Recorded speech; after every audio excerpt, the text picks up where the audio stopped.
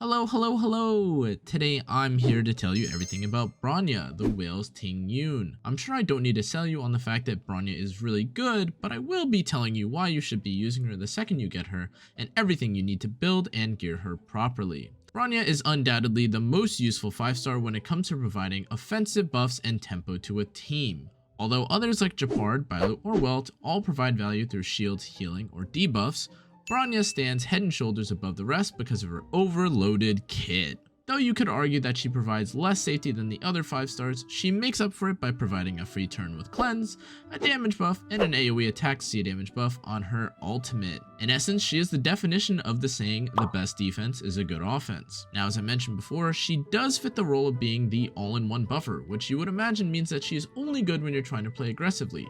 However, that really isn't the case. The free turn and cleanse in one package makes pairing Bronya with healers in slow compositions equally as useful. But before we get into the guide today, I just want to let you know that I do stream all of my experimenting, answer questions, and chat about the game on Twitch and on Discord pretty regularly, so stop by if you haven't already. Anyways, let's get into it.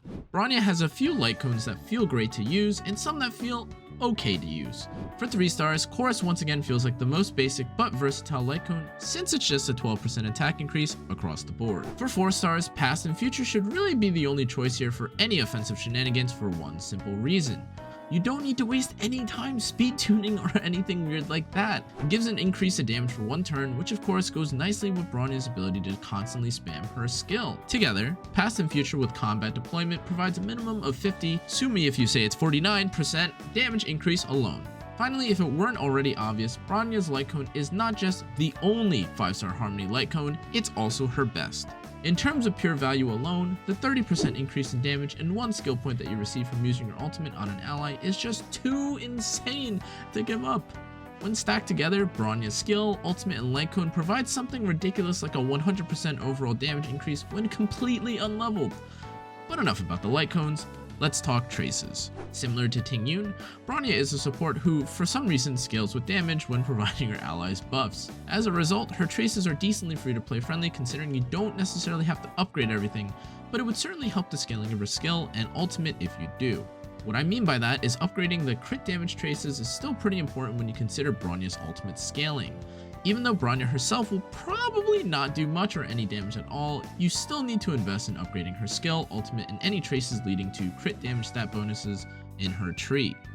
Furthermore, certain bonus abilities like Battlefield are very worthwhile when you consider how weak and fragile offensive Bronya team compositions are. But if you are starved for level up materials like me, I would definitely focus on upgrading her ultimate and then skill next, followed by the Battlefield bonus ability and any stat bonuses after. But oh boy. Let's talk about Bronya's Relics. Now let me be perfectly clear, Bronya is a buffer support. She does very minimal damage and she is not a tank. As a result, one thing is definitely true about building her ideally. First off, you should probably not be looking to build her optimally in the early stages of honkaistarrail. She herself is one of the best 5-stars in the game because you don't have to invest so much to gain an insane amount of value from her kit. A damage, attack, and crit damage buff with the cleanse and free turn all in one package doesn't really need much more to showcase its value. That being said, let me for the very last time preface that you can really run anything on her. However, if looking for an optimal set of gear, look no further than the Wind or Eagle of Twilight line relic set paired with Fleet of the Ageless. The bonus passive from having 4 pieces of Eagle Twilight provide you with an extra 25% push to your turn bar when you use your ultimate, which is great value for an energy generating goblin like Bronya. Furthermore, Fleet of the Ageless's set effect of giving the wearer 12% increased max HP and an 8% attack increase to all allies is just too good to pass up. Now, something that you may be looking for and considering in terms of her ornaments is the sprightly Von Wack was said. The energy increase generation does certainly sound useful, but in practice, this plus a measly 40% advanced forward or turn taking increase to your action only at the start of battle is really mediocre in my eyes. By comparison, a constant 8% increased attack to all allies can be felt and stacks nicely in value as longer fights play out. Additionally, something that I haven't mentioned up until this point, but is really important regarding Bronya is the fabled speed tuning. Now, if you aren't familiar with this, speed tuning is the concept of planning out the exact order that your team will take turns. This is especially important with Bronya because you can do some really funny and optimal damage rotations with characters like Sealy and Ting Yun if you speed tune your team properly. For instance, if you open a fight with Tingyun taking the first turn, you can use her ultimate and skill on Sealy, who then takes the turn and deals damage. Immediately following this, Bronya can provide a full free extra turn to Sealy, who then takes another turn, and can even charge up a second ultimate if you're playing your cards right. But if you decide to use the sprightly Von Guok whatever set, this or other speed tuning efforts might be in vain considering the initial 40% advance forward mechanic that the Relic set provides.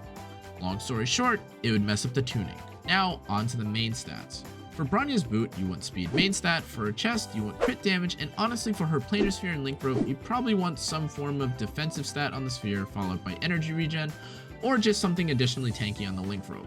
Regarding her substats, they pretty much follow the same priority as her main stats, with speed most likely being king and crit damage being queen. After these two, any form of tankiness would be great so that you don't die from a stray hit. As a final warning, speed is king, but do remember that speed tuning is just as important. I must emphasize again that even if you have tons of rolls and speed on Bronya's gear, if you mess up the turn order of your team, you will certainly lose out on damage or a more optimal rotation. Bronya's Eidolons are definitely more worthwhile than other 5-star Eidolons, which means that getting her or more copies has decent value. The problem, of course, is that she's a 5-star, and there's no other way for you to get copies of her except by simply pulling on the standard banner. But assuming you somehow manage to Luxac this beast of a buffer, let's dive into her Eidolon. Hone Your Strength, or Bronya's first Eidolon, has a 50% chance to recover 1 skill point when using her skill. The only thing that is keeping this Eidolon from being absolutely busted, broken, and hands down the best in the game is the fact that it isn't a guaranteed 100%. Having a decent chance to use a character skill for no cost at all is pretty ridiculous value if you think about it. Honestly, it kinda makes getting E1 Bronya feel pretty nice. Quick March, or Bronya's second Eidolon, provides an ally targeted by her skill with 30% increase to speed after taking an action lasting for 1 turn. Now if you're looking for an average level of value when it comes to Bronya's Eidolons or where to stop, stopping at E2 on Bronya would be pretty worth it. An increase to speed and recovering a skill point when using her skill already kinda pays for itself, and sounds nowhere near as difficult as trying to get her 6th Eidolon. But assuming you accidentally get her other Eidolons, her 4th Eidolon is a situationally decent increase in damage, especially if you have Bronya built properly, but in general, it's a less than ideal Eidolon in the starting mid and maybe even early endgame of honkaistarrail. Given the fact that most will avoid going out of their way to farm a perfect set of gear for the supports, Bronya's 4th Eidolon is nice but by no means necessary to swipe for. And finally, the last impactful and most ridiculous Eidolon to reach, Piercing Rainbow. Piercing Rainbow, or Bronya's 6th Eidolon, is actually good, since it increases the duration of the damage boost provided to an ally by 1 turn, making it 2 turns long. Now that doesn't sound very sexy or as cool as some of the other Eidolons, but combining this with the ability to almost always be able to use Bronya's skill makes the damage boost on an ally damn near permanent. Overall, however, I would still say that Bronya functions perfectly fine at E0, and these Eidolons really pose themselves as win more features as opposed to must-have features. And now, for the most open-ended section of a guide I will ever write, who does Bronya synergize with? Just like how Tingyun and her abilities have a way of fitting into every single team composition, Bronya ties her in being equally as versatile. In essentially every team setup, Bronya can give extra turns, cleanse any nasty debuffs, or provide a flat increase of damage to the entire team. It doesn't matter who or what is on the team, some character will either benefit from the cleanse, enjoy a free turn, or utilize her damage buff. But let's talk about a free-to-play composition involving Bronya. As a disclaimer, honkaistarrail doesn't have that many units at the moment, so many team compositions will look like some Frankenstein form of tank, healer, DPS +1, but the most free-to-play composition that still does decently in damage is Bronya, Natasha, the Fire Trailblazer, and Dan Heng. Bronya paired with any damage dealer is especially valuable when you consider the absolute laundry list of buffs that she gives, and Dan Heng is a DPS that definitely appreciates it. Pairing her with Natasha also allows you to have 2 cleansers, Natasha's coming later on in her traces, which is great for certain fights later on in the simulated universe or when fighting any number of elite mobs that can freeze, burn, imprison, etc. It should be noted as well that in certain situations, even pushing up the Trailblazer and provoking or providing a shield to the team has its own value. Moving along from the free-to-play options, however, we have a composition that I previously mentioned in Tingyun's guide. This composition is genuinely so versatile and strong when you're trying to clear content quickly.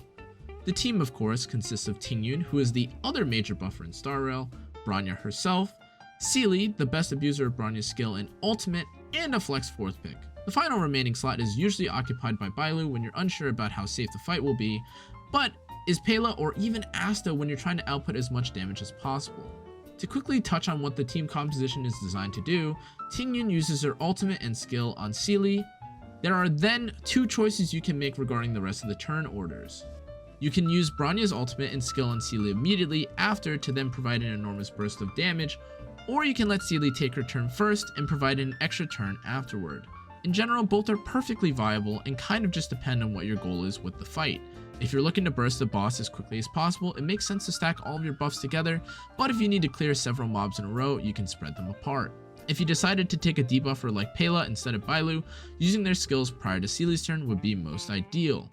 For the highest damage possible, landing a defense reduction from Pela's ultimate, timed with every buff from Bronya and Tingyun, leads to the YouTube clip that you've probably seen floating around. And as a final note, if you decide to take Bailu, her turn order doesn't really matter, but having her on the field is always nice in case you need to revive someone or received a lot of damage and need healing. So in closing, Bronya is one of Star Rail's best characters, and for good reason. The full thesis length of buffs that she gives, the cleanse, the utility, extra turns, etc of her kit are just simply unmatched. And honestly, she's also just fun to watch and play with. When pairing all of that with the fact that she functions with very little, you have a recipe for success. That's going to be it for this video though, guys, and as always, thanks for watching.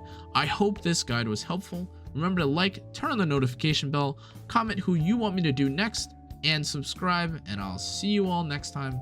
Bye-bye.